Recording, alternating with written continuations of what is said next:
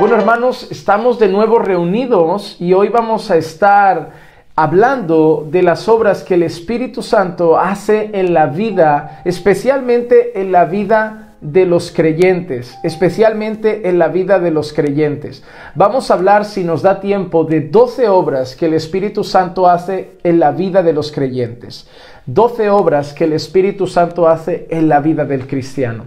Así que vamos a empezar con la primera obra que el Espíritu hace en nosotros. La encontramos en Juan capítulo 16 y el versículo 8. Juan capítulo 16 y el versículo 8 dice así: y cuando Él venga, convencerá al mundo de pecado, de justicia y de juicio. Y cuando Él venga, convencerá al mundo de pecado, de justicia y de juicio. Una de las cosas que nosotros sabemos que el Espíritu Santo hace y que sin esa obra no podríamos hacerlo por nuestra propia mano es traer convicción de pecado. El Espíritu Santo es el encargado de que nosotros tengamos convicción de pecado y por lo tanto que podamos llegar al arrepentimiento que es necesario para nuestra salvación. Si el Espíritu Santo no obra en nuestras vidas, nosotros seríamos incapaces de arrepentirnos de nuestros pecados porque realmente no tendríamos convicción de pecado.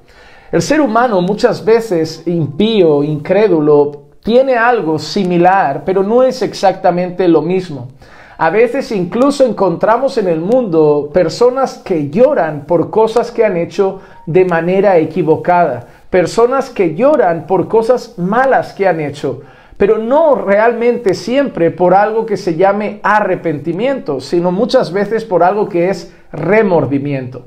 Muchas veces el ser humano se siente mal por algo que ha hecho o por las consecuencias que ha provocado lo que ha hecho, o quizá tiene un cierto peso de culpa o miedo al castigo. Pero sabemos que ninguna de esas cosas son las que llevan al pecador a Cristo, sino el profundo sentimiento y la profunda convicción de pecado que nos conduce a un arrepentimiento genuino. Encontramos personas que a lo largo de su vida viven pidiendo perdón por algunas cosas que hacen, viven pidiendo perdón por cosas que repiten constantemente, incluso a veces son capaces de llorar en algunas ocasiones por lo que están haciendo. Sin embargo, vemos que las siguen repitiendo y que las malas prácticas y las malas acciones las siguen haciendo constantemente. ¿Por qué? Porque puede haber remordimiento, puede incluso haber un cierto peso de culpa, pero el verdadero arrepentimiento produce cambio, produce transformación. Leí una vez de un pastor que admiro mucho, un pastor de Brasil que se llama Augustus Nicodemus Lopes, una frase que dijo: arrepentimiento no es cuando lloras, arrepentimiento es cuando cambias. Muchas veces, incluso en las iglesias, encontramos personas que viven pidiendo perdón constantemente, incluso a Dios, pero repitiendo las mismas cosas. Y eso es quizá la evidencia de que pueden haber experimentado remordimiento, pero no arrepentimiento. Nosotros podemos saber intelectualmente que algo está mal. Podemos saber intelectualmente y reconocer intelectualmente que algo no es correcto. Sin embargo, repetirlo constantemente. Muchas personas te dirían que matar está mal y son sicarios. O muchas personas te dirían que mentir está mal, pero mienten, aunque sea en cosas pequeñas, pero siguen mintiendo. Muchas personas te dirían que el orgullo está mal, pero siguen sintiendo orgullo y siendo personas orgullosas. Porque el reconocer intelectualmente que algo es negativo o que algo que hacemos está mal, no tiene nada que ver con el arrepentimiento. Hablar con un niño y decirle: pero tú sabes que eso está mal, sí, sí. Pero tú sabes que está mal, sí, sí. ¿Lo vas a volver a hacer? No, no. Y lo tienes 2 días después repitiendo las mismas cosas,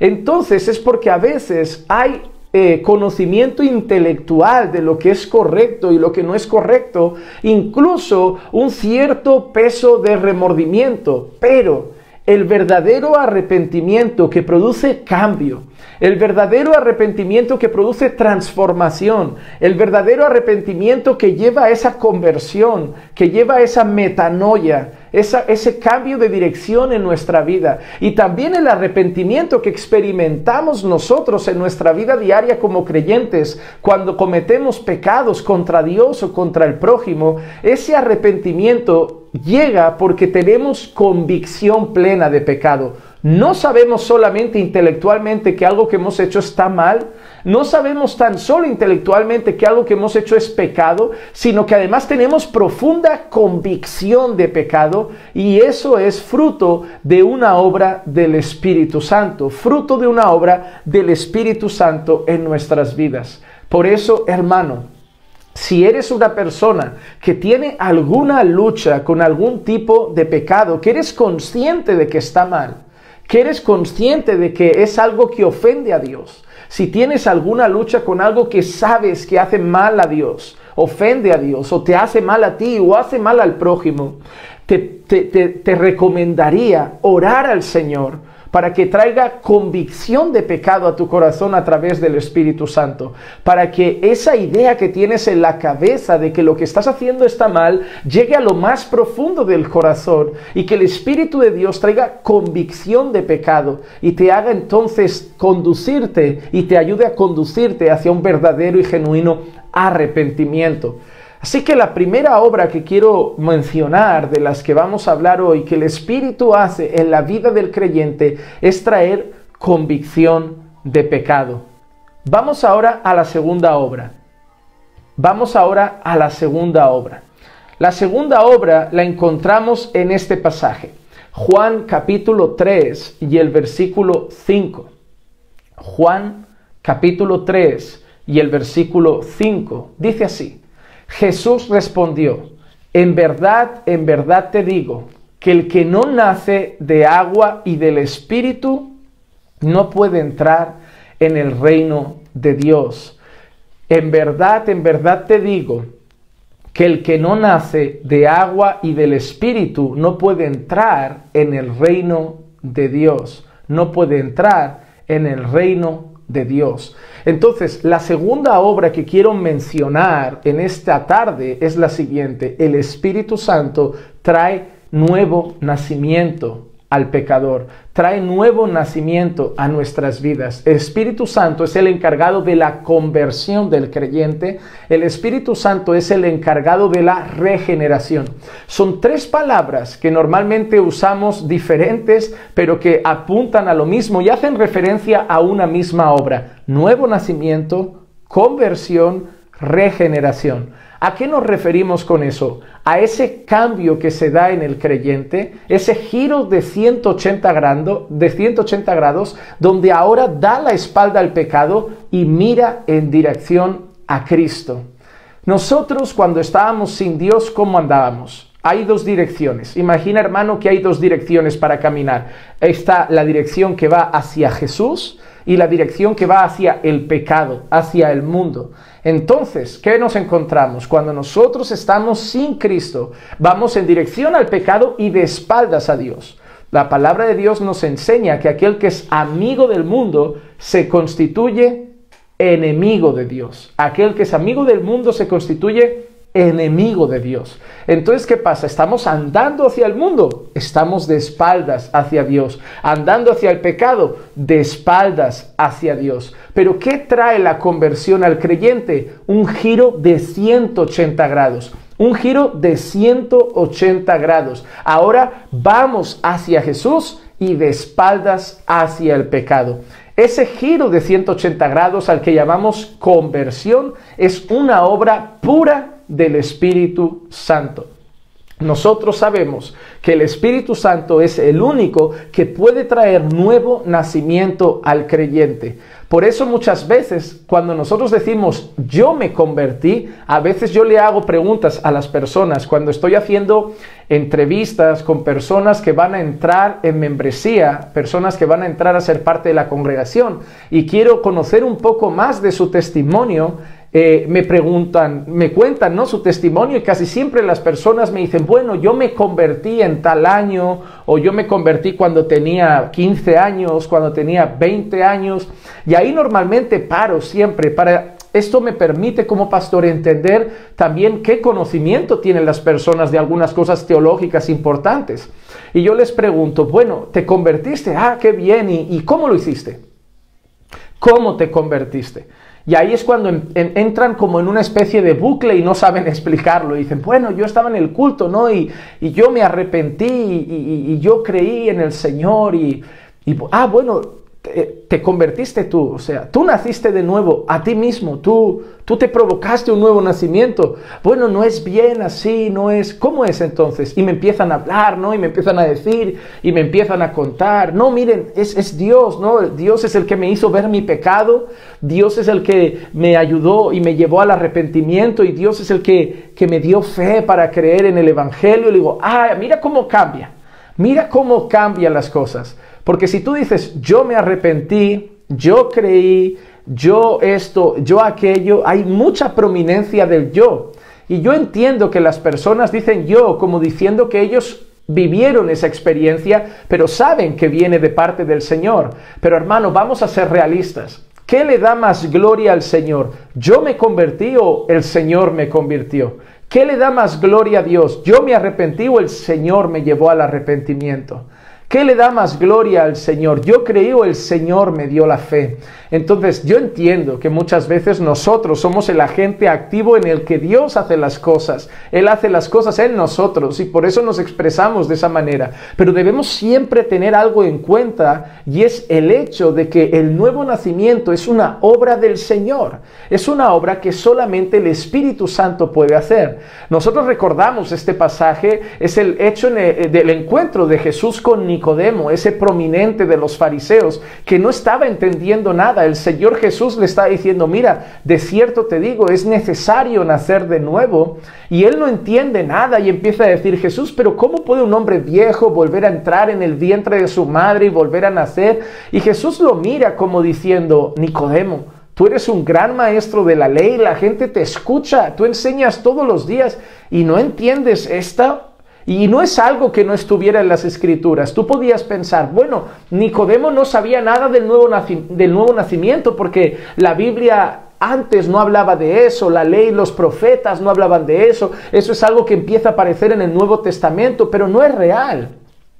El nuevo nacimiento aparece en más de un pasaje del Antiguo Testamento de otras maneras, pero aparece, por ejemplo, cuando leemos nosotros el libro de Ezequiel y leemos pasajes como el Señor quitará el corazón de piedra y pondrá el corazón de carne y pondrá su espíritu para que anden en sus caminos. Esa es la evidencia de la conversión, ese es el nuevo nacimiento. Entonces ellos debían ser conscientes de lo que el Señor estaba hablando, pero no eran capaces de verlo. ¿Por qué? Porque el problema de los fariseos era esa, su propia justicia. Yo me voy a salvar porque yo voy a guardar la Torá, yo voy a guardar la ley, yo voy a guardar los mandamientos, y cuando llegue delante del Señor, el Señor me va a ver justo y me va a ver limpio. Y el problema es ese, el problema es buscar la propia justicia. La salvación por obras era lo que buscaban los fariseos. Pero el Señor les dice, no, mira, tiene que haber un nuevo nacimiento, tiene que haber un nacimiento en el Espíritu. Dice, en verdad te digo que el que no nace de agua y del Espíritu no puede entrar en el reino de Dios. Y ese nacimiento es algo que solo Dios puede hacer, que solo el Espíritu Santo puede hacer en el creyente. Así que, número uno, hemos dicho que trae convicción de pecado. En segundo lugar, también tenemos ¿a quién? A la segunda obra que hemos dicho, que hace que el creyente sea regenerado. Trae regeneración, trae nuevo nacimiento, trae conversión. Vamos entonces a la tercera obra del Espíritu Santo en nuestras vidas. ¿Cuál encontramos? Por ejemplo, Efesios capítulo 1 y versículo 13. Efesios capítulo 1, versículo 13.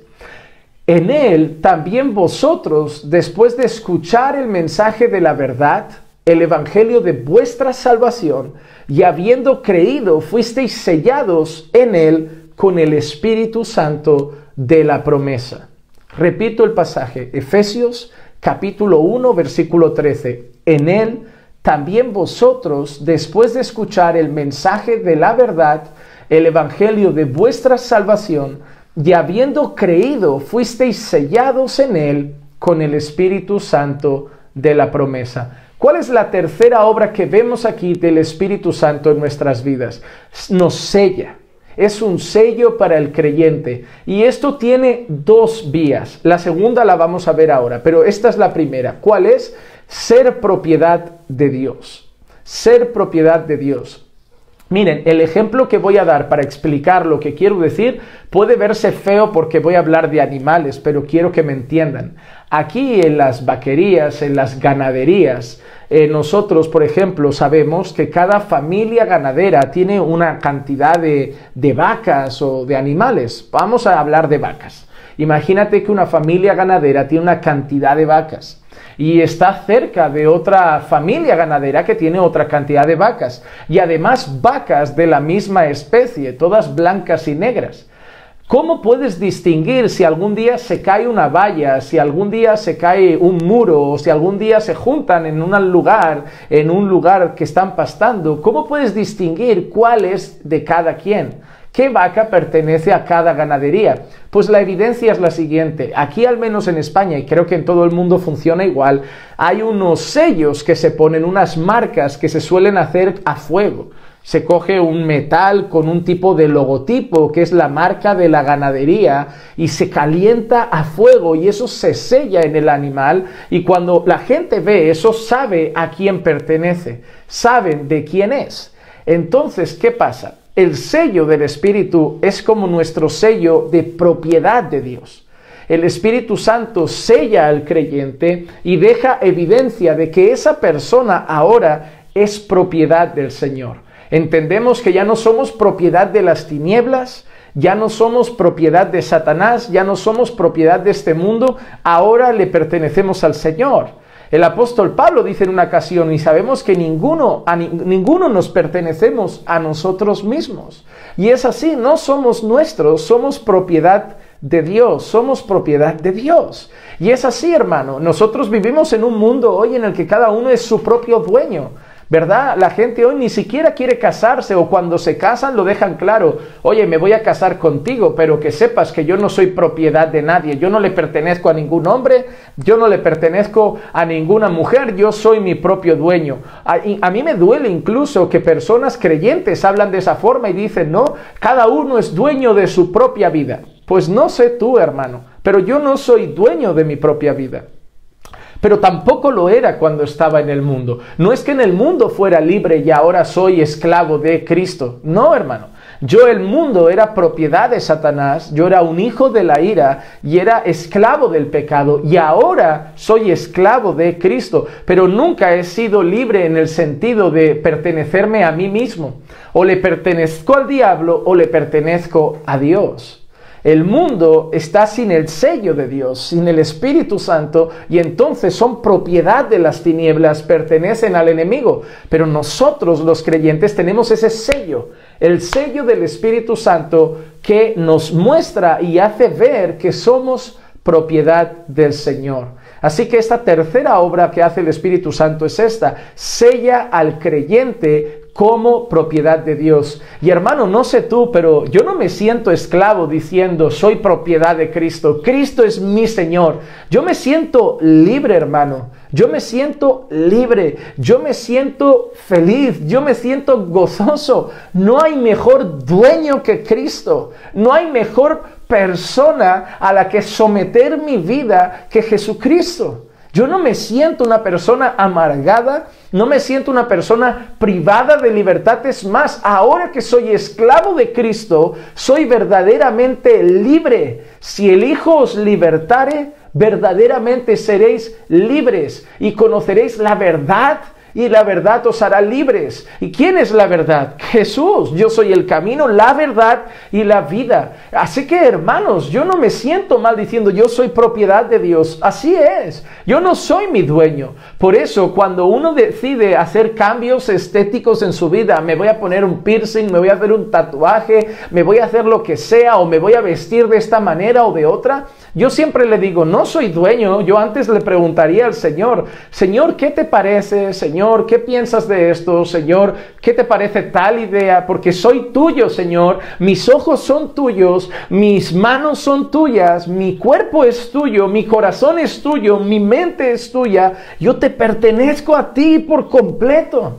No soy más de este mundo, no soy más de el enemigo, no pertenezco a las tinieblas, soy tuyo, soy de la luz, soy de Cristo, soy doulos de Cristo, esclavo de Cristo, propiedad de Cristo. ¿Y cuál es la prueba? El sello del Espíritu Santo. Esa es la tercera marca que hay en el creyente. Disculpen. Es la tercera marca, la tercera obra que quiero destacar del Espíritu en la vida del creyente, sellarnos como propiedad de Dios, sellarnos como propiedad de Dios. Y quiero aprovechar para decir algo importante.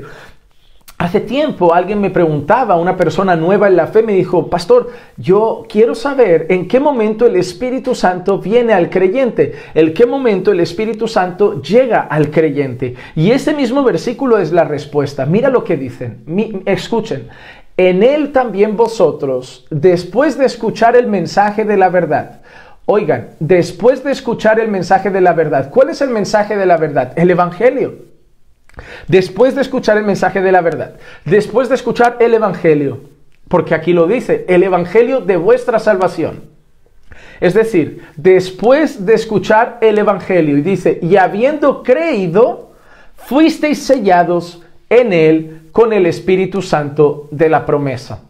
Después de escuchar el mensaje de vuestra salvación, después de escuchar el Evangelio y habiendo creído, fuisteis sellados en ese mismo instante con el Espíritu Santo de vuestra salvación, con el Espíritu Santo de la promesa, perdón. Entonces, en el momento que una persona escucha el Evangelio y cree el mensaje del Evangelio, no cuando lo rechaza, no cuando se va pensando a casa, cuando ha habido esa convicción de pecado, ha habido ese arrepentimiento y fe en el mensaje y fe en la obra de Cristo, en ese momento que hay arrepentimiento y fe, en ese momento hay un sello del Espíritu Santo en la vida del creyente. Somos sellados por el Espíritu Santo en el momento que creemos en el Evangelio.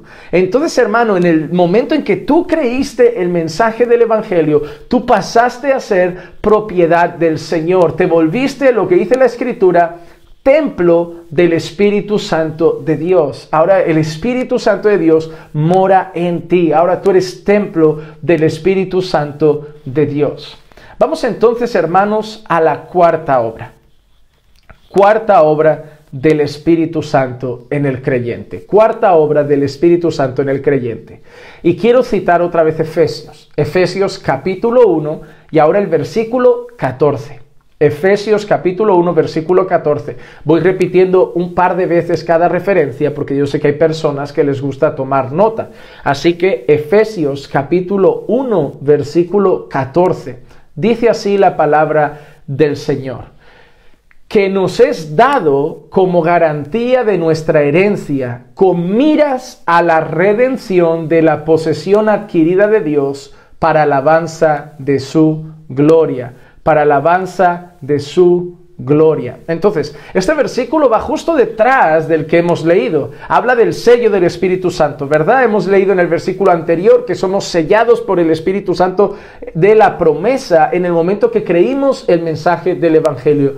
Y sigue diciendo que ese sello del Espíritu Santo dice que nos es dado, ¿el qué nos es dado? Ese sello, el Espíritu Santo nos es dado como garantía de nuestra herencia.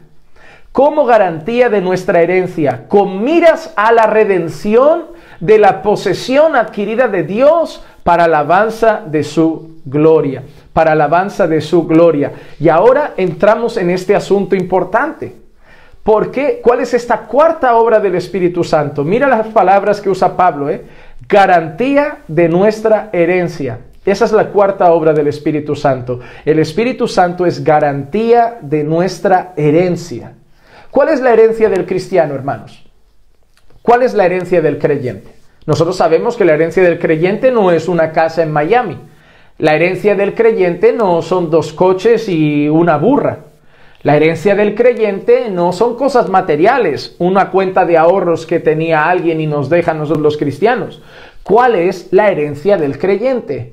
Más adelante, si sigues leyendo también otras cartas de Pablo, encuentras palabras como nuestra herencia incorruptible. ¿A qué se refiere esa herencia del creyente? Y seguramente ya estáis llegando a pensar, ¿es una herencia? ¿Algo que vamos a recibir al final? ¿Es incorruptible? Es decir, que no tiene corrupción. ¿Qué es esa herencia? Esa eternidad gloriosa que tenemos con Cristo. La vida eterna, el supremo llamamiento que tenemos en Cristo, esa eternidad gloriosa que tenemos en Cristo. Entonces, ¿qué dice ahora Pablo que hace ese Espíritu Santo? Nos es dado como garantía de nuestra herencia. Si nosotros somos sellados con el Espíritu Santo, hemos dicho que esa es la marca, que somos propiedad de Dios. Propiedad de Dios. Y ahora, ser propiedad de Dios, tener a Dios como Padre, nos trae una herencia. Igual que en esta tierra muchos de sus padres tienen herencias, pero corruptibles, ahora al ser herederos de Dios, tenemos una herencia incorruptible, vida eterna, vida eterna. Entonces, ¿qué vemos aquí? ¿Qué hace el Espíritu Santo? Es la garantía de nuestra herencia. Repito, ¿qué es la herencia? Vida eterna, salvación. El Espíritu Santo es la garantía de nuestra salvación. Es la garantía de que seremos salvos, pero no solo en el presente. No solo en el presente, como, bueno, ahora lo tienes, ahora eres salvo, pero esto no es seguro. No, porque dice, sigue hablando Pablo, con miras a la redención de la posesión adquirida de Dios para alabanza de su gloria. Con miras a la redención de la posesión adquirida de Dios. Es una mira a futuro. El Espíritu Santo es la garantía de que estaremos con Cristo eternamente. Y esa es una de las mayores obras y mayores promesas que el creyente tiene. Dios me ha salvado y me ha sellado con su Espíritu Santo. Ese sello dice que soy propiedad de Dios. Al ser propiedad de Dios, hijo de Dios, soy heredero del reino eterno de Dios también. Entonces, como heredero, el Espíritu Santo es la garantía de nuestra herencia. Es la garantía de que yo estaré allí, en esa herencia. Es la garantía de mi vida eterna con Cristo. Es la garantía de mi eternidad con Cristo. Pero pastor, ¿y si las personas por el camino se tuercen? ¿Qué hemos dicho que trae el Espíritu Santo a la vida? Convicción de pecado. Convicción de pecado. Cuando el creyente verdadero peca, el Espíritu Santo trae convicción de pecado. Aquel que puede pecar y pecar y pecar y pecar y pecar y pecar y practicar el pecado, la Biblia dice que el que practica el pecado es del diablo. Pero cuando el Hijo de Dios cae, el Espíritu Santo rápidamente trae convicción de pecado, convicción de pecado. Y acabamos como Pedro, ¿sí o no, hermanos? Cuando nosotros fallamos al Señor, cuando nosotros cometemos algún pecado, nosotros, ¿qué pasa, hermanos? ¿Qué hacemos? Lloramos amargamente. ¿O no les ha pasado como a Pedro? Llorar desconsolados después de traer la convicción de que han fallado al Señor. No les ha pasado nunca estar escuchando un sermón y el Señor apuñalar sus conciencias, apuñalar sus corazones con la palabra, hacerle entender que lo han decepcionado, que lo han fallado con algo que han hecho, y en ese momento estar escuchando la palabra y ¡buah!, empezar a llorar desconsoladamente. No es remordimiento, es convicción de pecado. Es convicción de pecado, es una obra del Espíritu Santo, porque el mismo Espíritu que nos ha sellado es la garantía de que llegaremos al final, y es el que se va a encargar de traer convicción de pecado cada vez que fallamos, para volvernos a poner de rodillas ante la cruz del Calvario. Y eso es muy importante. Eso es de suma importancia. Hermanos, por eso también les digo una cosa. Cuando vean a alguien en la iglesia que la predicación es fiel y es bíblica, claro, si alguien lo ha estado ofendiendo o no, hay que consolarlo, pero si la predicación es fiel, si el evangelio está siendo fielmente predicado, se está hablando de pecado, y viene una persona después del sermón como desconsolada, déjenla llorar. Si esa persona se ha sentido mal consigo misma y les dice, no, es que mira, el pastor ha hablado de este pecado, de esto y de esto, yo me siento mal conmigo, con mi vida, déjenlo. Dejen que Dios trabaje en su corazón. Dejen que Dios traiga convicción. Es bueno, hermano, porque para dar cambios en la vida, muchas veces tenemos que pasar por el proceso amargo de las lágrimas. Así que dejen que la gente llore cuando sea de eso. Si no, traigan consuelo a las personas afligidas. Vamos ahora, hermanos, a la quinta obra del Espíritu Santo. Esta me gusta mucho. Me gusta mucho. Primera de Corintios, capítulo 12 y versículo 13. Primera de Corintios, capítulo 12 y versículo 13. Pues por un mismo Espíritu todos fuimos bautizados en un solo cuerpo, ya judíos o griegos, ya esclavos o libres, y a todos se nos dio a beber del mismo Espíritu. La primera parte de este pasaje del apóstol Pablo a los Corintios dice lo siguiente: por un mismo Espíritu todos fuimos bautizados en un solo cuerpo, judíos o griegos, esclavos o libres. ¿Qué hace el Espíritu Santo también? Y voy a usar las palabras que usa Pablo. Bautiza al creyente en el cuerpo de Cristo. ¿Qué quiere decir Pablo con esto de que hemos sido bautizados en un mismo cuerpo, tanto judíos como griegos, esclavos como libres? El apóstol Pablo le está diciendo a los corintios que tanto judíos como griegos, tanto esclavos como libres, aquellos que han sido sellados por el Espíritu Santo ahora son parte de un mismo cuerpo. Por eso dice, hemos sido todos bautizados en un solo cuerpo, tanto judíos como griegos, esclavos como libres. Pablo le está diciendo a los corintios que sin importar que sean judíos o griegos, judíos o gentiles, esclavos o libres, ricos o pobres, en el momento que un creyente es sellado por el Espíritu Santo, es bautizado en lo que llama él en un solo cuerpo, en el cuerpo de Cristo. Repito las cosas que hemos dicho. Hemos dicho que el sello del Espíritu Santo significa que somos propiedad de Dios. Propiedad de Dios. Pasamos a ser hijos de Dios. Pero ¿qué pasa? Dios no tiene un solo hijo aquí en la tierra, tiene muchos hijos. Tiene uno, a su unigénito, tiene a Cristo, pero luego tiene hermanos, tenemos hermanos. Estamos aquí. Cristo no es solo nuestro Señor, sino como Hijo de Dios, es una figura en cierta manera de hermano nuestro también. Entonces, ¿qué pasa? Todos aquellos que han sido sellados por el Espíritu Santo también son propiedad de Dios y son hijos de Dios, y por lo tanto son nuestros hermanos. Aquellos que son hijos de Dios, aquellos que son pueblo de Dios, aquellos que han sido sellados por el Espíritu Santo, la palabra de Dios dice que son el cuerpo de Cristo, del que Jesús es la cabeza. Ahí es cuando Pablo utiliza esa palabra, cuerpo. Cuerpo se refiere a la iglesia, al pueblo de Dios.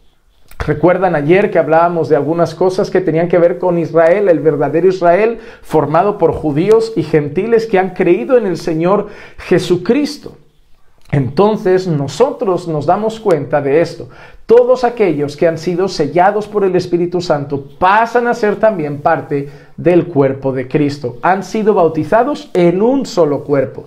Judíos, griegos, esclavos y libres. Lo que importa no es la etnia, no importa la condición social, no importa el cargo político, no importa la profesión, no importa si es hombre o mujer, joven o anciano. Lo que importa es que han sido sellados con el Espíritu Santo y por lo tanto son parte del cuerpo de Cristo.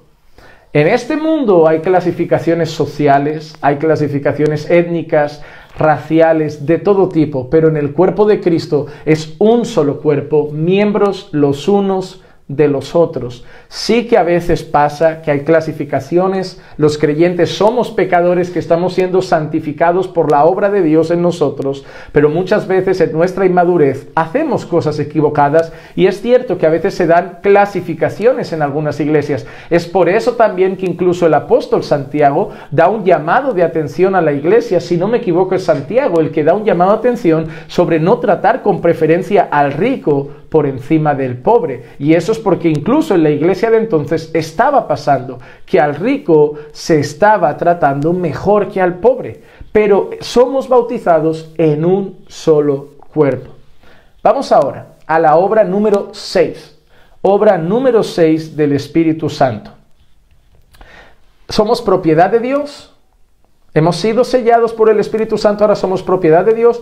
Lo hago así, hermanos, porque como me siento como en casa, porque literalmente estoy en casa, intento hacerlo de la forma más sencilla, porque sé que también hay personas nuevas en la fe y quiero que vayan entendiendo todo. Yo sé que algunos muy avanzados dirán, pastor, enseñe de una forma más profesional, pero yo sé que aquí hay personas también que son nuevas, así que voy a intentar hacerlo sencillo, ir enlazando una cosa con la otra. Hemos dicho que somos sellados por el Espíritu Santo y ahora somos propiedad de Dios. Al ser propiedad de Dios, somos hijos de Dios. Pero no somos los únicos que han creído, ¿no? No somos los únicos que han creído. Hay otros muchos que han creído. Esos son nuestros hermanos. Y juntos, estos hermanos, judíos o griegos, hombres o mujeres, ricos o pobres, no importa etnia, raza, cultura, color o lo que sea, somos parte, somos bautizados en un solo cuerpo, el cuerpo de Cristo. Y ahora que estamos en ese cuerpo, hay otra obra importante del Espíritu Santo concretamente en ese cuerpo. Ahora piensa esto, el Señor nos ha sellado, somos de Él, y nos ha juntado en un cuerpo, el cuerpo de Cristo, que está repartido por todo el mundo en diferentes iglesias. Iglesias locales que se reúnen por todo el mundo y que juntos forman el cuerpo de Cristo. ¿Y ahora qué pasa? Ese cuerpo de Cristo está formado por pecadores. Acabamos de salir del mundo, como aquel que dice hace unos añitos, hace un tiempo, algunos hace muy poco. Entonces, ¿qué pasa? No sabemos nada del Señor. ¿Y cómo hacemos la obra? Porque tenemos una misión por delante muy grande. Predicar el Evangelio a toda criatura, hacer discípulos, llegar a los perdidos, crecer en santidad. Hay muchas cosas que hacer, pero recién salimos del mundo. Estamos como aquel que dice, gateando en la fe. Somos bebés espirituales. Y ahí es cuando entra otra obra del Espíritu Santo. Obra número 6 para los que están apuntando. Capacita al cuerpo de Cristo. Capacita al cuerpo de Cristo. Qué grande, ¿no? Nos podría haber sellado, dejado en el cuerpo y decir, bueno, ahora os quedáis ahí bonitos, os quedáis solos y os buscáis un poquito la vida vosotros y ya está. Pero no nos deja solos. Nunca nos dejará huérfanos, nunca nos dejará desamparados. Él una vez nos junta en un solo cuerpo, el cuerpo de Cristo. Ahora, para que ese cuerpo de Cristo funcione, el Espíritu Santo capacita al cuerpo de Cristo. ¿Y cómo lo hace? Sabemos la manera. ¿Cómo capacita el Espíritu Santo al cuerpo de Cristo? Otorgando dones, Primera carta a los Corintios, capítulo 12, versículos 7 al 11. No voy a entrar en cada don, explicarlo y todo eso, no es el tema de hoy. Estamos hablando de las obras del Espíritu Santo, pero otro día, quizá con más tiempo, lo haremos. Primera carta a los Corintios, capítulo 12, versículos 7 al 11, dice así. Pero a cada uno, ¿ahora de quién está hablando? ¿Quién es cada uno? Cada uno de los creyentes, ¿verdad? De los que hemos sido bautizados en un solo cuerpo, porque además es la misma carta a los Corintios. A cada uno de esos creyentes que ahora somos parte del cuerpo de Cristo, que dice, se le da la manifestación del Espíritu para el bien común. ¿Se le otorga la manifestación del Espíritu para qué? ¿Para que brille? ¿Para que sea una estrella? No, para el bien común, para la edificación del cuerpo, para el bien de los hermanos. Ahora seguimos leyendo, pero déjame decirte algo. Si el Señor te ha dado la capacidad de poder exponer la palabra, o sea, te ha dado un don para predicar o para enseñar, o te ha dado un don para servir, o te ha dado un don para no sé, hay gente que, yo te lo digo en serio, hay 3 listas, si no me equivoco, en todo el Nuevo Testamento, 3 listas que mencionan dones que el Espíritu Santo entrega. No solo una, realmente hay 3. 2, si no me equivoco, andan por Corintio y una está en Romanos. O una en Corintio, una en Efesios y una en Romanos. Ahora no estoy del todo seguro, pero diría que son 3 en concreto. Pero lo que importa es que ya sea el que sea, el don que Dios te ha dado, sea para enseñar, sea para predicar la palabra, sea, no sé, para servir a alguien, o gente que tiene un gran don para misericordia, no sé, el cariño que ofrece. Hay personas que realmente son capacitadas por Dios para mostrar misericordia. Todos somos misericordiosos como creyentes, o deberíamos serlo, pero hay gente que cuando llega al hospital, hermano, esa visita te da fuerza para superar todo y para enfrentar cualquier cosa. El Señor les da una capacidad de ser misericordiosos por encima de otros. Hay gente que tiene un don, hermano, no sé, de amar incluso. Todos debemos amar, pero hay gente que ama de una manera destacada. Hay gente, por ejemplo, en nuestra congregación hay personas que tienen un carisma que cuando llega la gente nueva a la iglesia, los saluda, los recibe con tanto cariño, tanto afecto, los hacen sentir como en casa.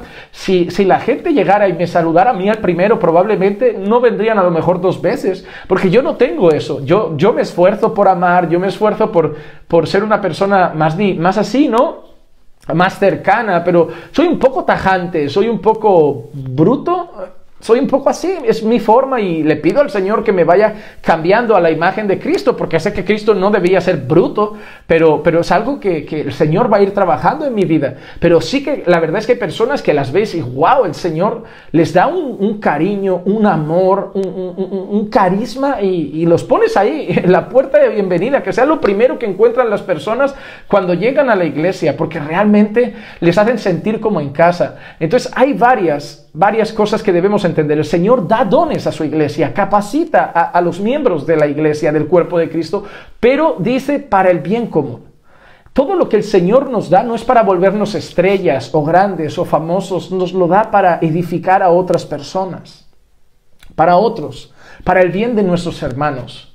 Es decir, el Señor no, si a mí, por ejemplo, y doy un ejemplo, pero puede ser que no sea este, ahí cada uno juzgue según su criterio.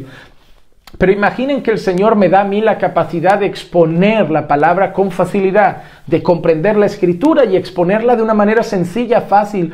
No sé, un don para la enseñanza, pongamos. El Señor no me lo ha dado para enseñar a las paredes, ni mucho menos a los incrédulos que no quieren escuchar. Pero el Señor me ha dado esto para hacer para conectarme un rato, compartir estas cosas con ustedes, personas que son nuevas, aprovechar y discipularlas un poco con estos vídeos, o en la iglesia a través de estudios bíblicos, los domingos con la predicación de una manera más sencilla, hacer que las personas comprendan la palabra. Pero no me lo ha dado para que yo me lo guarde, me lo ha dado para que yo lo invierta en el cuerpo de Cristo. El Señor, a través de su Espíritu Santo, capacita a la iglesia para el bien común, para el bien de la iglesia. Pues mira lo que sigue diciendo, Pues a uno le es dada palabra de sabiduría por el Espíritu, a otro palabra de conocimiento según el mismo Espíritu, a otro fe por el mismo Espíritu, a otro dones de sanidad por el único Espíritu, a otro poder de milagros, a otro profecía, a otro discernimiento de espíritus, a otro diversas clases de lenguas y a otro interpretación de lenguas. Pero todas estas cosas las hace uno y el mismo Espíritu, distribuyendo individualmente, es decir, a cada uno, según la voluntad de Él, Entonces, ¿qué nos encontramos aquí? Recuerdo, esta no es la única lista, ¿eh? Hay como 2 listas más que hablan de otros dones, hablan de servicio, hablan de misericordia incluso hay una lista que habla del don de dar, que ese nadie quiere tenerlo. Yo siempre bromeo con mis amigos que digo, todo el mundo quiere tener don de enseñanza, don para la predicación, don de fe, quieren tener un montón de cosas, pero nadie quiere tener el don de dar, porque la mano cerrada nos gusta demasiado a todos. Aquí incluso en España tienen un dicho, una broma que dice que los catalanes somos las personas más tacañas sobre la faz de la tierra. Pero bueno, el Señor también tiene que tratar con eso, porque puede ser que hasta sí sea verdad que la gente en Cataluña pues pueda ser un poco más tacaña, aunque yo conozco muchos que no lo son. Creo que esto es como los que dicen que en Andalucía son perezosos. Siempre hay bromas y chistes que son históricos dentro de un país, pero aunque fuera verdad que somos nosotros a lo mejor tacaños, hay una cosa que es cierta, que la Biblia dice que el creyente debe ser generoso, debe ser solidario. La Biblia dice, bienaventurado el que da al pobre, el día que esté mal, el Señor lo guardará. Hay cosas así, la Biblia habla de ser dadivosos. Entonces, por mucho que yo fuera de un contexto tacaño, Yo no puedo ser tacaño porque la Biblia no dice que yo debo ser generoso. Por otro lado, hay gente que dice, ay, es que en mi cultura son machistas. Bueno, pero si se convierten, no, porque un creyente no puede ser machista. Por ejemplo, ahora vivimos en Barcelona. No hay sitio, creo que en Europa, más feminista que Barcelona, donde está más vivo el feminismo, el aborto y todas estas cosas. No hay un lugar como este. No hay un lugar como este. Entonces, aquí en Barcelona esto está así. Pero si una mujer se convierte, no hay feminismo que valga. Porque no importa nuestra cultura, no importa nuestra tradición, ni lo que aprendimos en el hogar. Importa lo que la palabra de Dios dice. Y la palabra de Dios es nuestra regla de conducta, de fe y de vida. Así que hemos visto la sexta obra del Espíritu Santo. ¿Cuál es? Una vez nos ha bautizado en un solo cuerpo. ¿Qué hace en ese cuerpo? Individualmente nos capacita para que llevemos a cabo la misión. Nos da dones, pero no solo nos da dones. Y ahora vamos a la séptima obra. Vamos a enlazarla con otra obra. Venga, vamos al número 7. ¿Qué hace también? Número 7. Empodera a los santos para la misión. Nos ha dado dones, ¿verdad? Dones. Pero bueno, los dones están muy bien, don para predicar, don para enseñar, pero ¿saben qué falta en la iglesia? La iglesia siempre necesita el poder de Dios. El poder de Dios, el poder de Dios. ¿Y qué hace el Espíritu Santo? Empodera a la iglesia para la misión. ¿Cuál es la misión de la iglesia? ¿Qué misión dio el Señor Jesucristo a la iglesia en primer lugar? En Mateo 28 lo tenemos. Ir por todo el mundo y predicad el Evangelio a toda criatura, bautizándolos en el nombre del Padre y del Hijo y del Espíritu Santo, enseñándoles a guardar todas las cosas que os he mandado, y yo estaré con vosotros todos los días hasta el fin del mundo, hasta el fin del mundo. La misión principal de la iglesia es ir por todo el mundo y testificar, dar testimonio de Cristo, dar testimonio del Evangelio. ¿Y cómo lo hacemos, hermanos? Recordemos, recién salimos del mundo. ¿Cómo vamos a hacer una misión tan difícil, que tendrá obstáculos, que tendrá enemigos? ¿Cómo nosotros vamos a llevar a cabo algo tan difícil? ¿Cómo la iglesia durante siglos ha llevado a cabo la gran comisión? Porque no lo hacemos con nuestras fuerzas, lo hacemos en el poder de Dios. En el poder de Dios. Es el poder de Dios quien obra a través de nosotros. Es el poder de Dios quien obra a través del Espíritu Santo. Es el poder de Dios que obra a través de la iglesia. Así que la séptima obra no solo nos une en un solo cuerpo, no solo nos capacita a ese cuerpo, sino que además nos empodera para dar testimonio de Cristo, para ser testimonio de Cristo. ¿Dónde vemos esto, hermanos? Hechos, capítulo 1, versículo 8. Libro de los Hechos, capítulo 1, versículo 8. Siempre sabrán que el libro de los Hechos se le ha llamado Hechos de los Apóstoles, ¿verdad? Pero sí que siempre se ha dicho en ámbitos teológicos, cuando nosotros leemos el libro de los Hechos y vemos todas las obras, las misiones de Pablo, la iglesia perseguida, la iglesia esparcida, el evangelio siendo predicado, conversiones, salvación, y vemos todo eso, hay una cosa que destacar, que siempre se ha dicho, no es Hechos de los Apóstoles, es Hechos del Espíritu Santo, porque el que hacía posible la salvación, el rescate de los pecadores, el que llevaba el evangelio a los gentiles, el que salvaba a judíos y gentiles, el que usaba con poder a Pablo, no era el poder de los apóstoles, era el poder del Espíritu Santo, el poder del Espíritu Santo. Así que Hechos capítulo 1 versículo 8 dice, pero recibiréis poder. ¿Recibiréis qué? Poder, cuando el Espíritu Santo venga sobre vosotros, y me seréis testigos en Jerusalén, en Judea, en Samaria y hasta los confines de la tierra. Hermano, déjame decirte algo, y lo digo con todo el respeto del mundo. El Señor no ha dado poder para desorden. El Señor no ha dado poder para ir girando y haciendo ruedas en la iglesia. El Señor no ha dado poder para que hagamos escándalo en nuestras congregaciones. El Señor no ha dado poder para que nosotros hagamos desorden y caos y practiquemos cosas que rozan la locura, pues Dios es un Dios de orden y decencia. El Señor no ha dado poder para que nosotros traigamos confusión a la iglesia, pues Dios no es un Dios de confusión. El Señor ha dado poder a la iglesia por un motivo, no para que se sienta ella poderosa, no para que crea la iglesia que tiene su propio poder. El Señor ha dado poder a la iglesia para ser testigos de Cristo en Judea, en Jerusalén, en Judea, en Samaria y hasta los confines de la tierra. Hermano, qué maravilloso. El Espíritu Santo que nos sella, dice que somos propiedad de Dios. Al sellarnos y decir que somos propiedad de Dios, automáticamente somos parte del cuerpo de Cristo. Ese Espíritu Santo nos ha bautizado en un solo cuerpo. A ese cuerpo de Cristo al que llegamos, Él nos capacita con dones para poder llevar a cabo la obra y desarrollar. ¿Pero para qué nos da los dones? Hemos dicho, para edificarnos los unos a los otros. Pero juntos también tenemos una misión externa. Tenemos una misión interna, edificarnos como iglesia también, edificarnos unos a otros. La iglesia tiene para mí una doble misión. La principal es la externa, ir y predicar el evangelio, alcanzar a los perdidos para la gloria de Dios. Pero luego dentro, una vez la gente cree, también tenemos una misión interna, capacitar a los santos, edificar a los santos, crecer en santidad día tras día. Y para eso Dios nos ha dado dones para edificarnos internamente unos a otros. Pero aparte, para llevar a cabo esa misión, el Espíritu Santo nos empodera. Dios nos otorga el Espíritu Santo. Recibiréis poder cuando venga sobre vosotros el Espíritu Santo y seréis testigos en Jerusalén, en Judea, en Samaria y hasta los confines de la tierra. Vamos ahora a la obra número 8. Obra número 8. Obra número 8 es la siguiente. Vamos a leer primero el texto y luego les digo la obra. Cuando leamos el texto ya sabrán cuál es, pero me hace más ilusión leer primero el texto. Juan capítulo 16. Juan capítulo 16 y versículo 13. Ya nos quedan poquitas, hermanos. Les digo 4 o 5 más rápidamente y ya les dejo descansar por hoy, que yo sé que estarán cansados de mí ya.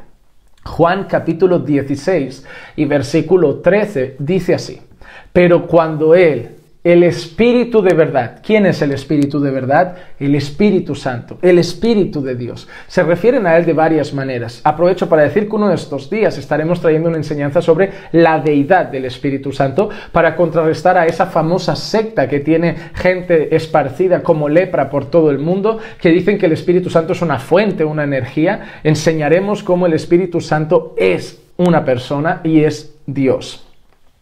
Mira lo que dice Juan capítulo 16, versículo 13. Pero cuando Él, el Espíritu de verdad, venga, ¿cuál es la obra? ¿Cuál es la obra? La número 8.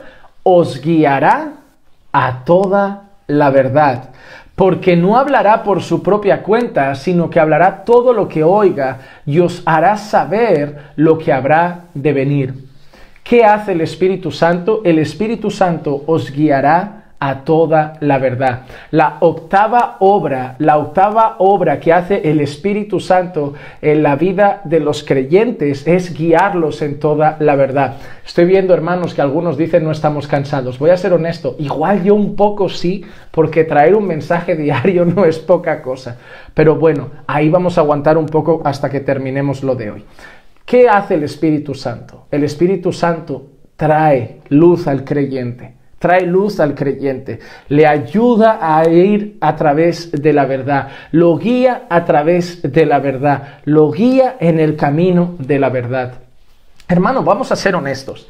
¿Qué sería de nosotros, simples mortales humanos caídos por el pecado, en una naturaleza caída y pecaminosa, con un libro espiritual,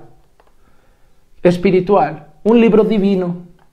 Hermanos, ¿recuerdan cuando el apóstol Pablo dice, el hombre natural no puede percibir las cosas de Dios porque son espirituales y se tienen que discernir espiritualmente y por lo tanto para él son necedad y no las puede entender? Las cosas del Señor humanamente no son comprensibles. El Evangelio no es un mensaje con lógica. El Evangelio no es un mensaje lógico y comprensible a la mente humana. El Evangelio es un mensaje que es Dios, que es el justo y perfecto, los hombres, que son los villanos, malvados, pecadores y horribles enemigos, que deberían morir ellos, Dios ofrece a su propio Hijo, que es Dios encarnado, para pagar el precio de los malvados, sacrificándose Él, el perfecto, bueno y justo, en la cruz por nosotros, para que ahora los que crean, a pesar de que han roto en el pasado la ley de Dios, ahora por la fe sean salvos y toda la justicia de Él pase a ellos, y ahora el Señor los mire como justos y los declare salvos. ¿Cómo? Es decir, a ver, hemos ofendido a Dios, y el bueno de la historia se sacrifica por los malos para que mañana Él muera como un malo y ellos tengan la eternidad que merece, solo los buenos que ellos no merecían. Efectivamente, por ahí va la idea del Evangelio. Pero esto no tiene lógica. No tiene lógica. No tiene lógica. Y dile a la gente que Dios se encarnó, que Jesús es Dios encarnado, que es totalmente hombre y totalmente Dios. Dile a la gente que Jesús es Dios y que en su naturaleza humana tuvo sed, que en su naturaleza humana tuvo que dormir, que en su naturaleza humana lloró.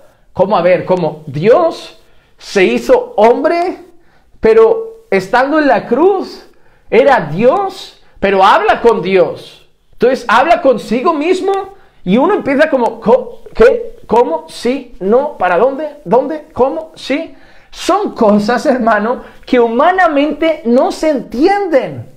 Y por eso Pablo dice, las cosas de Dios, el Evangelio, el mensaje del Señor, es un mensaje espiritual. Se debe discernir espiritualmente. ¿A ti te ha pasado, hermano, que después de convertirte dices, esto que para mí antes no tenía ni pies ni cabeza, ahora parece tan claro, tan evidente? Ahora hablas de la encarnación de Dios, la encarnación de Cristo, y hablas de la encarnación como algo natural, y tú estás hablando de la encarnación, Dios hecho carne, y hablas de eso como algo natural. Sí, porque el Espíritu Santo te ha guiado en la verdad, te ha dado la capacidad de entender la verdad, de conocer la verdad. Él te ha guiado, Él ha iluminado tus ojos para que puedas entender cosas que solo se pueden entender espiritualmente. Glorioso Espíritu de Dios. Maravilloso Espíritu de Dios, que quitó toda nuestra ceguera y necedad natural y nos dio la capacidad de entender las palabras espirituales que solo se podían discernir espiritualmente. ¡Qué maravilla! ¡Qué maravilla! Gloria al Señor por tan precioso regalo, hermanos. Y esa es la octava obra del Espíritu Santo. Es la octava obra, guiar al creyente en toda la verdad. Y sigue haciéndolo, porque hay personas, y ojo, esto es importante, yo me he dado cuenta, yo mismo lo viví, y muchos que conozco lo han vivido. Hay personas que conocimos al Señor en una denominación que estaba errónea, y muchas cosas que habíamos aprendido estaban mal, literalmente iban contra la Escritura, no eran correctas. Y nosotros un día tuvimos la capacidad de abrir la palabra del Señor y poder entender verdades que no veíamos, poder entender cosas que no entendíamos y salir del error. Entender cosas que nos habían enseñado por tradiciones, costumbres, doctrinas de hombres que nos estaban enseñando alejadas de las verdades bíblicas. Pero un día cogimos la palabra, empezamos a leer y decir, wow, pero aquí dice, pero aquí dice, pero aquí dice, pero aquí pone. Y tú dices, ¿qué pasa? ¿Qué pasa? ¿Y quién hace eso, hermano? ¿Crees que eres tú más listo que los demás? ¿Crees que eres más inteligente que aquellos que siguen en el error? ¿Crees que eres tú más capaz, más elocuente, más intelectual? ¿Lo crees? No, hermano, no lo eres. Es pura obra de Dios. El Espíritu Santo trae luz al creyente, trae luz y le empieza a mostrar la verdad revelada en la palabra. Así que si tú has conocido verdades bíblicas, no saques pecho como, yo estaba en el error y ahora estoy en la sana doctrina, yo ahora soy de los buenos, no como esos locos de ahí. No vayas de listo, no vayas de chulito, no vayas de importante, no vayas de súper inteligente. inteligente y no creas que los demás son necios, porque ahí hay hermanos. Pueden estar muchos en el error, pero también hay muchos hermanos. Es la realidad. También te digo que conocer las doctrinas no siempre es señal de ser salvo, porque para ser salvo hay que nacer de nuevo, hay que haber nacido de nuevo, no solamente conocer doctrina. Pero quien nos trae luz a los creyentes, trae luz a nuestro corazón y a nuestros ojos y nos permite conocer la verdad, es el Espíritu Santo de Dios. Por eso da gloria al Señor por lo que sabes, da gloria al Señor por lo que has conocido. No cojas un libro y decir, yo es que leo mucho, yo es que soy súper inteligente, yo me paso el día leyendo, yo me leo 4 libros al mes y tengo memoria fotográfica, yo leo una vez y memorizo todo. Tú eres un fanfarrón y tú no sirves de nada. Da gloria a Dios, porque con ese corazón orgulloso puede ser que tengas mucha cosa en la cabeza, pero es posible que si ese orgullo está tan marcado, a lo mejor ni seas salvo. Pero la verdad es esta: si sabemos algo, es gracias a Él. Si somos propiedad de Dios, es gracias a Él. Si somos parte del cuerpo de Cristo, es gracias a Él. Si tenemos la seguridad de nuestra herencia, es gracias a Él. Si seguimos firmes, es gracias a Él. Si tenemos capacidad y dones para edificar a nuestros hermanos, es gracias a Él. Y si podemos llevar a cabo la misión con el poder de Dios, es gracias a Él. Se lo debemos todo al glorioso Espíritu de Dios, al glorioso Espíritu Santo. Vamos a la obra número 9, hermanos. Obra número 9. La obra número 9 es la siguiente: da testimonio de Cristo. Y creo que es una de las gloriosas, majestuosas, maravillosas, portentosas y mejores obras que hace el Espíritu Santo. Da testimonio de Cristo. Juan capítulo 15, versículo 26 dice así. Juan capítulo 15, versículo 26 dice así: cuando venga el Consolador. ¿Quién es el Consolador? El Espíritu Santo. El Espíritu Santo. Cuando venga el Consolador, a quien yo enviaré del Padre, es decir, el Espíritu de verdad que procede del Padre, Él dará testimonio de mí. ¿Saben qué es bonito, hermanos? Miren qué maravilloso. El Señor había estado viviendo en esta tierra, vivió que aproximadamente 33 años y medio, cálculos arriba o abajo, 33 años y medio. De esos 33 años y medio, ¿cuántos ejerció su ministerio públicamente? 3 años y medio. Hasta los 30 se desconocía. Hay muchos libros, hay historiadores que dicen muchas cosas de eso, pero la Biblia no da mucho detalle. Solo sabemos que él iba creciendo, pero no sabemos más, según los relatos bíblicos. A partir del año 30 y hasta el 33 y medio, 3 años y medio, el Señor Jesucristo muestra su testimonio público, con señales, con prodigios, apuntando a su deidad y a su obra redentora. El Señor enseña a sus discípulos, elige a sus apóstoles, predica el mensaje de salvación, rescata a pecadores y lleva a cabo su obra de redención. El Señor Jesús muere en aquella cruz, es sepultado y al tercer día resucita. Y después de pasar un tiempo con sus discípulos, asciende en gloria con el Padre. ¿Pero qué vamos a hacer? Jesús se ha ido. Y sin Jesús aquí, sin el testimonio de Cristo en esta tierra, no hay salvación. Cristo debe seguir siendo testificado. ¿Por qué? ¿Qué dice? Recibiréis poder cuando haya venido sobre vosotros el Espíritu Santo y seréis testigos en Jerusalén, en Judea, en Samaria y hasta los confines de la tierra. ¿Testigos de qué? Testigos de Cristo. Porque al final el mensaje que llevamos es Cristo. Apuntamos a Cristo. La salvación viene de Cristo. Entonces el Espíritu Santo tiene una misión: apuntar a Cristo y dar testimonio de Cristo. ¿Y qué ha hecho posible que el Espíritu Santo esté con nosotros? Seguir dando testimonio de Cristo. El Espíritu Santo, el mayor obra que puede hacer es apuntar a Jesús para que el Hijo sea exaltado, así como el Padre quiere que el Hijo sea exaltado sobre todas las cosas. Así que número 9, da testimonio de Cristo. Da testimonio de Cristo. Repito, Juan 15, 26. Cuando venga el Consolador, a quien yo enviaré al Padre, es decir, el Espíritu de verdad que procede del Padre, Él dará testimonio de mí.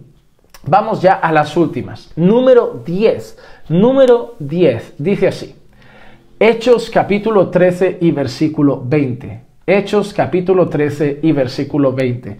Estas tres últimas me parecen de suma importancia también. Hechos capítulo 13 y versículo 20 dice: mientras ministraban al Señor y ayunaban, el Espíritu Santo dijo: apartadme a Bernabé y a Saulo para la obra a la que los he llamado. Estaban orando, estaban ayunando, estaban buscando del Señor, reunidos, y de golpe en aquel momento el Espíritu Santo dice: ya, alto, alto, alto, una cosa, apartad a esos dos. Apartad a Bernabé y apartad a Saulo, apóstol Pablo. Apartad a Bernabé y Saulo para la obra a la que los he llamado. A la que los he llamado.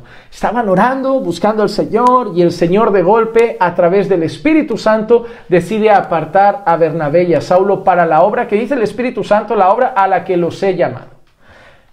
La 10ª obra del Espíritu Santo, y esta es muy peculiar, es que aparta para el ministerio a sus siervos, aparta a los siervos del Señor para el ministerio. Sabemos que Él capacita a los creyentes, sabemos que Él empodera a la iglesia para dar testimonio de Cristo, pero también, ¿qué vemos? Vemos la importancia de que hay hombres que el Señor llama con misiones concretas. Por ejemplo, pastores, que el Señor quiere apartar únicamente para servirlo a Él. Para servirlo a Él. Tenemos a muchos creyentes, hermanos, algunos me dicen que no es Hechos 13:20, pero si alguien puede buscarme la referencia, agradeceré la corrección. Pero el pasaje es así: mientras ministraban al Señor y ayunaban, el Espíritu Santo dijo: apartadme a Bernabé y a Saulo para la obra a la que los he llamado. Entonces, hermano, cuando nosotros tenemos un llamado del Señor, me dicen que es Hechos capítulo 13, versículo 2. Luego lo chequean en sus Biblias, por favor, pero sigan atentos a esta parte. El Señor tiene a misioneros, tiene a pastores, a los que el Señor desea llamar para su obra ya a tiempo completo. Hay muchos creyentes que serán buenos cristianos, arquitectos, buenos cristianos, doctores, buenos cristianos, barrenderos, buenos cristianos, dueños de un puesto de comidas, alguna cosa, ¿verdad? Pero hay personas que a veces el Señor aparta con una misión particular. Hay hombres que a lo largo de la historia el Señor ha apartado para las misiones en China, para las misiones en la selva o para el ministerio pastoral, y los quiere a tiempo completo estudiando las Escrituras, enseñando las Escrituras. ¿Y quién hace esa obra de apartar a los siervos del Señor para la misión? ¿Quién hace esa obra de apartar a los siervos del Señor para la misión? El Espíritu Santo. El Espíritu Santo. Hechos capítulo 13, repito, versículo 2. Mientras ministraban al Señor y ayunaban, el Espíritu Santo dijo: apartadme a Bernabé y a Saulo para la obra a la que los he llamado. Y vamos rápidamente con las dos últimas. La número 11, está en Gálatas capítulo 5, versículos 22 y 23. Y esta, hermanos, la debemos trabajar. La debemos trabajar todos. Debemos seguir orando y debemos seguir buscando al Señor. Porque en las redes sociales hay mucho de esto que no se ve, y en la realidad también. Y a veces estas cosas las pasamos por alto, pero son de suma importancia. Gálatas capítulo 5, versículos 22 y 23 dice: mas el fruto del Espíritu es amor, gozo, paz, paciencia, benignidad, bondad, fidelidad, mansedumbre, dominio propio. Contra tales cosas no hay ley. La obra número 11 que el Espíritu Santo hace en el creyente es producir fruto. Y hermano, déjame decirte una cosa. Este fruto, ¿a quién refleja? ¿A quién refleja? Nosotros los creyentes debemos ser similares a Cristo. Nosotros debemos crecer a la imagen de Cristo. Y este fruto refleja a Cristo. Refleja a Cristo. Amor, gozo, paz, paciencia, benignidad, bondad, fidelidad, mansedumbre, dominio propio. Eso es Cristo. Es Cristo. Es el fruto. Son cualidades que veíamos en la persona de Cristo y que deben estar en nosotros. Muchas veces veo hermanos en las redes sociales discutiendo, peleando, y ¿saben qué? Podemos ser muy elocuentes, muy inteligentes, saber mucha Biblia, pero cuando empezamos a mostrar orgullo, esas peleas, ¿saben qué? ¿Dónde está la paz? ¿Dónde está la paciencia? ¿Dónde está la mansedumbre? ¿Dónde está el dominio propio? Hermanos, les voy a decir una cosa, ¿de qué nos vale tener la cabeza llena de libros y el corazón vacío de fruto? Miren, hay veces que esto es triste lo que voy a decir. Hay personas que cuando le definen a uno, es muy inteligente, sabe mucho, ya, pero ninguna de esas cosas define a un creyente. Ninguna de esas cosas. A lo mejor tú eres una persona que la gente dice, no, sabe mucho, sabe mucha Biblia, habla muy bien, habla muy bonito y conoce mucho y lee muchos libros. Ya, pero eso no define a un creyente. Hay mucha gente en el mundo superdotada que sabe muchísimo más que nosotros. Grandes científicos, físicos, grandes historiadores, personas de letras, de números, superdotados, músicos que son virtuosos. Pero son impíos. ¿Qué define al creyente? ¿Su inteligencia? No. ¿Qué define al creyente? ¿Su capacidad de conocer doctrina? No. ¿Qué define al creyente? ¿Lo listo que es o cuánta Biblia sabe de memoria? No. Esto define al creyente, el fruto. El fruto. Y ahora yo quiero que te preguntes, porque yo me lo preguntaba, hermano, y yo me siento mal.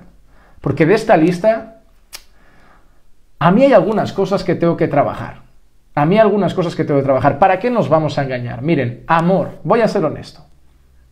Siempre se puede amar más. Yo no sé ustedes, pero yo puedo hablar más. Yo puedo amar más. Y estoy seguro.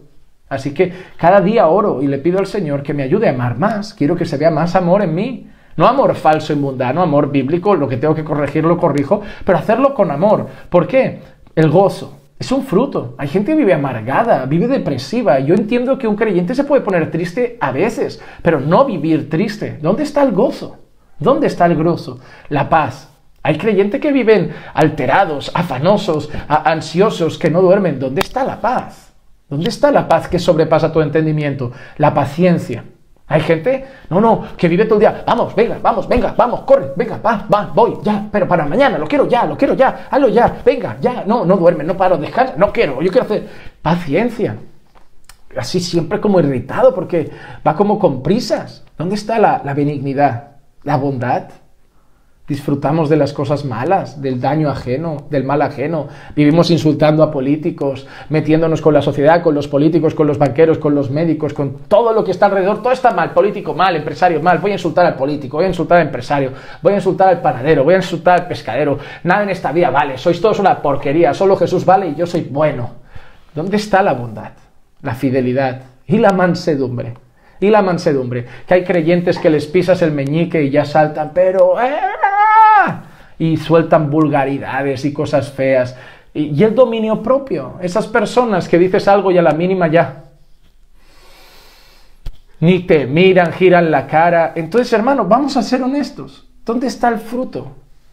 ¿Queremos tanto? Yo le voy a decir en serio, yo preferiría, si me dieras a elegir, claro, prefiero tenerlo todo, prefiero tenerlo capacidad y fruto.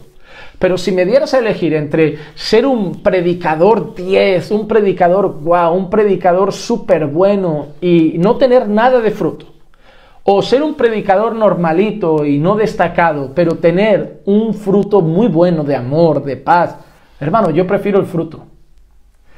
Hermano, si alguien te tiene que conocer, que te conozca por parecerte a Jesús, no por parecerte a un teólogo. Que si alguien te tiene que conocer, que te conozca por tu fruto. Y ahora, ¿para qué nos vamos a engañar? Esto se trata de ti y se trata de mí. Todos tenemos de esa lista cosas que trabajar. Puede ser que tú digas, ¿sabes qué? Yo soy una persona muy pacífica, pero reconozco que me falta gozo, siempre estoy depresiva. Pues toca trabajar el gozo. Mira, pastor, yo siempre estoy gozoso, pero tengo muy poquita paciencia. Me canso muy rápido de las cosas y de la gente. Pues vamos a ir trabajando la paciencia. No, pastor, ¿sabe qué? Yo tengo gozo y amo, pero no tengo una pizca de dominio. Pastor, yo soy una olla express, estoy tú, y a la que me toca, ¡pum! No, pues dominio propio. Hay que empezar a trabajar eso. Entonces, ¿qué vamos a tener que hacer? Orar al Señor, porque eso no se puede comprar. Ojalá se pudiera comprar. Oye, ponme medio kilo de amor, 200 gramos de fe, 400 gramos de bondad, 300 gramos de mansedumbre, medio kilito de dominio propio y por favor, ponme 1,5 kilos de paciencia que me falta. Ojalá se pudiera hacer eso. Ojalá se pudiera, pero no se puede. ¿Dónde está eso? Está en Dios. Es una obra del Espíritu Santo. Así que necesitamos que Él lo haga. ¿Y cómo lo vamos a lograr? Leyendo muchos libros, sobre todo de rodillas, hermano, de rodillas, postrando nuestros corazones al Señor, humillándonos ante el Señor y pidiendo su gracia y misericordia para que Él transforme nuestro corazón y ese fruto en nuestras vidas crezca. Y vamos entonces a la última obra, número 12, porque hermanos, en 5 minutos tengo otra reunión, así que tengo que dejarles, pero voy a acabar en esta, número 12. Y creo que es importante por esto mismo que estoy haciendo. Primera de Tesalonicenses, primera carta de Pablo a los Tesalonicenses, capítulo 1, versículo 5, dice así: Pues nuestro evangelio no vino a vosotros solamente en palabras, sino también en poder y en el Espíritu Santo con plena convicción, como sabéis qué clase de personas demostramos ser entre vosotros por amor a vosotros. Nuestro evangelio vino a vosotros no solo con palabras, sino con poder, dice el apóstol Pablo. ¿Y qué quiero decir con todo esto? Para mí, que soy pastor de una iglesia local, para mí, que soy predicador regular, que predico normalmente todos los martes, todos los domingos en mi iglesia donde sirvo, y también hoy que lo hago a diario en las redes a través de estos medios, hay una cosa que necesito que siempre el Espíritu Santo esté presente. ¿Para qué? Para respaldar nuestra predicación. El apóstol Pablo dice, no vinimos solo con palabras, sino con poder. Con poder. ¿Por qué? Porque Pablo sabe que si son solo las palabras de Pablo, nada pasa, pero necesita el respaldo del Espíritu Santo. Cada vez que me subo a un púlpito, cada vez que voy a hablar del Señor, cada vez que voy a predicar en nuestra iglesia local o en una iglesia donde me invitan, hermano, no empiezo a hablar, no empiezo a decir nada en un sermón sin antes rogar al Padre: Señor, obra con poder a través de tu Espíritu Santo, trae convicción de pecado, exalta a Cristo, santifica a los creyentes y rescata a los pecadores. Son las 3 cosas que le pido al Señor cuando voy a predicar. Señor, que a través de tu Espíritu Santo hoy los pecadores sean convencidos de pecado y se salven. Tu pueblo se santifique y crezca a la imagen de Jesús. Y Cristo y tu palabra sean exaltados sobre todas las cosas. Esas 3 cosas son las que le pido siempre al Señor, porque sé que mis palabras no valen, mi capacidad no vale, mi elocuencia no vale, pero si algo el Señor hace a través de mis mensajes, no tener que decir, Señor, Juan Manuel, lo haces muy bien. No, es, Juan Manuel, Dios obra a través de tus mensajes, Dios obra a través de tu vida. ¿Por qué? Porque esto sabemos que depende todo del Señor. Depende todo del Señor. El único que puede usar el mensaje que expone el hombre con poder es el Espíritu Santo de Dios. Y esa es la número 12 de las obras que yo quería destacar. Empodera la predicación, capacita la predicación, ayuda a que la predicación sea efectiva en el corazón de los oyentes, que podamos decir siempre, nosotros al menos los que estamos acostumbrados a predicar, que podamos decir siempre cuando predicamos a nuestras iglesias locales o donde vayamos, porque no vine solo con palabras, sino con poder y con el Espíritu Santo de Dios. Vamos a orar y dar gracias al Señor por este maravilloso Espíritu Santo, sin el cual no podríamos hacer nada y no seríamos nada. Padre.